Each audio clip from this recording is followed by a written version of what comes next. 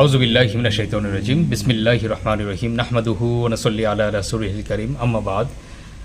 সম্মানিত ভাই বোনেরা, আজকে আপনাদের সামনে আমি উপস্থিত হয়েছি একটি খুবই গুরুত্বপূর্ণ বিষয়ে কথা বলার জন্য। আমরা যারা অনলাইনে বিজনেস করব চিন্তা ভাবনা করছি এবং বিজনেস অলরেডি শুরু করে দিয়েছি, আসলে আমাদের মধ্যে একটি বিষয় খেয়াল রাখা উচিত, সেটা হচ্ছে যে আমরা যারা বিজনেস করছি আমাদেরকে আগে একটি সুনির্দিষ্ট গোল মানে আমাদের লক্ষ্য আগে স্থির করতে হবে যে আমরা বিজনেসটি আসলে কিভাবে করতে চাই।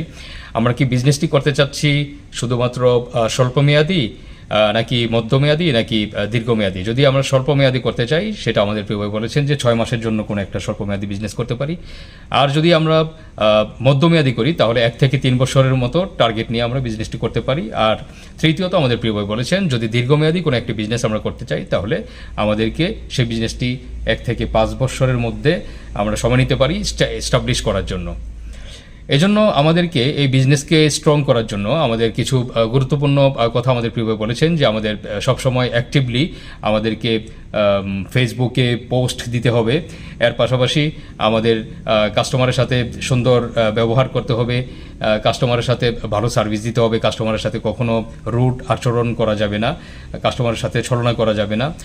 যদি আমরা টিকে থাকতে চাই আমাদের এই অনলাইনের প্রতিযোগিতার যুগে, যদি আমরা বিজনেসকে আমাদের একটি ভালো পর্যায়ে নিয়ে যেতে চাই, একটি ব্র্যান্ডিং পর্যায়ে নিয়ে যেতে চাই, তাহলে আমাদের কষ্ট অপরিসীম।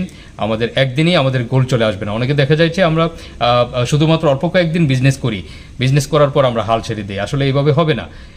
আমরা জানি যিনি কেএফসি নামক যে প্রতিষ্ঠানটি, আমরা মুরগি ভাজা খাই, এই প্রতিষ্ঠানটির মালিক সর্বমোট আপনার 99 বার বিজনেস খুলেছেন এবং 99 বারই উনি ফ্লপ করেছেন। তারপর 100তম বার যখন ইনি আপনার এই সর্বশেষ চেষ্টাটা করেছেন, তিনি বলেছেন এটা আমার সর্বশেষ চেষ্টা, তখন তিনি সফল হয়েছেন এবং তার ব্র্যান্ড আজকে সারা পৃথিবীতে আপনার ছড়িয়ে ছিটিয়ে রয়েছে। কেএফসি নামে আমরা যাকে চিনি, সে এখন বিশ্বমানের একটি ব্র্যান্ড হয়ে গিয়েছেন। তো এই জন্য আমাদেরকে প্রচেষ্টা চালিয়ে যেতে হবে। শর্টকাট কোনো রাস্তা নেই বিজনেস করার জন্য। আমাদেরকে এগিয়ে যেতে হবে, সাহস রাখতে হবে ওকে, এবং আমাদের সততা থাকতে হবে। তাহলে আমরা বিজনেসে শাইন করতে পারবো ইনশাল্লাহ। এবং আল্লাহ রাব্বুল আলামিনের নিয়ামত তো অবশ্যই প্রয়োজন, বরকত প্রয়োজন। এই জন্য আল্লাহ রাব্বুল আলামিনের বরকত এবং নিয়ামত পাওয়ার জন্য প্রতিদিন আমাদেরকে 5 ওয়াক্ত নামাজ পড়তে হবে, আমাদের পবিত্র কালামে হাকিম থেকে প্রতিদিন তেলাওয়াত করতে হবে। পবিত্র কালামে হাকিম আমাদেরকে অর্থ সহকারে বোঝার চেষ্টা করতে হবে। আমাদেরকে তাহাজ্জুদের নামাজ যদি পারি, তাহাজ্জুদের নামাজ আমাদেরকে আদায় করতে হবে। সবসময় জিকির আজকার করতে হবে। তাহলে আল্লাহ রাব্বুল আলামিন ওমাই ইয়ারযুকুল্লাহু মিন হাইসু লা ইয়াহতাসিব, আমাদের রাব্বুল আলামিন আমাদেরকে এমনভাবে নিয়ামত দিবেন যে কোথা থেকে আসতেছে, ডান থেকে বাম থেকে উপর থেকে নিচ থেকে চতুর্দিক থেকে আমাদের জন্য নিয়ামত চলে আসবে। আর ওই নিয়ামতটা আমরা হিসাব করে কুলিয়ে পাবো না। এই জন্য আমরা যদি আল্লাহর হয়ে যাই, আল্লাহ আমাদের